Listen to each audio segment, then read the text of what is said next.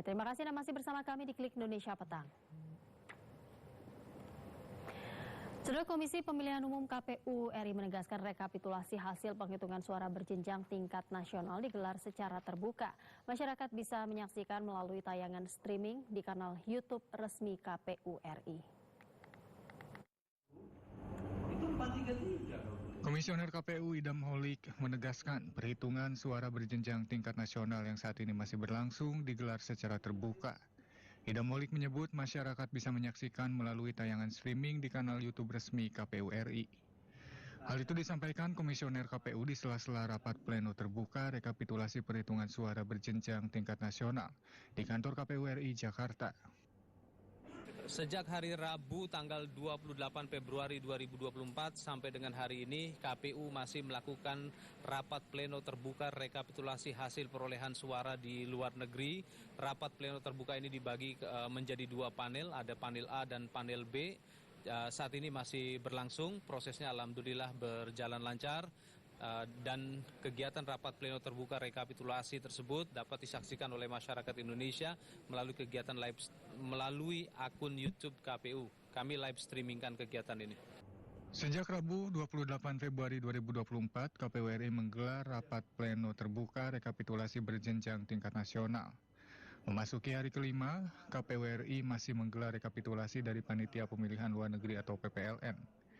Selain itu, progres rekapitulasi hasil pemilu 2024 untuk Pilpres dan Pileg dapat dicek untuk dipantau melalui situs resmi KPU yaitu Info Publik Pemilu 2024.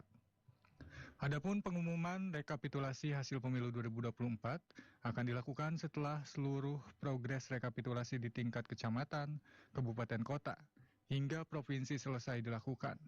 Hal ini telah diatur dalam Peraturan KPU atau PKPU nomor 5 tahun 2024. Komisioner Komisi Pemilihan Umum KPU RI Idam Holik merespons suara Partai Solidaritas Indonesia yang mengalami kenaikan secara signifikan. Idam Holik menegaskan proses rekapitulasi secara berjenjang masih terus dilakukan. Komisi Pemilihan Umum KPU RI mengungkapkan hasil pemilu 2024 yang akan disahkan oleh KPU berdasarkan rekapitulasi berjenjang, bukan data yang ditampilkan dalam situs real count KPU. Hal itu ditegaskan Komisioner KPU Idam Holik saat merespons lonjakan suara Partai Solidaritas Indonesia atau PSI. Dalam beberapa hari terakhir yang dinilai janggal oleh sejumlah pihak. Sebelumnya, suara beberapa parpol peserta pemilu, salah satunya Partai Solidaritas Indonesia, terus naik secara signifikan.